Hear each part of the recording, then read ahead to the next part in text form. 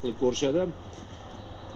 Unga Neves, Ashraf, Dembele markazga ber deyapti. Dembele boshqaryapti. Vitinha.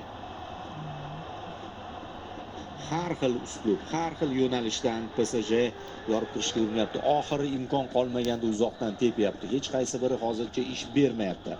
To'g'ri, ikkita aniq zarba bo'ldi, ammo ikkalasi ham juda 100% golli vaziyat emas.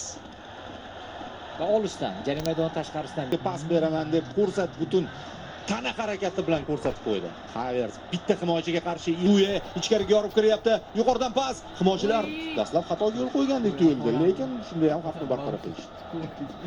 rikoshet qutqarib qoldi. Ko'rdik, mana bunday zarba va Raya qaytardi.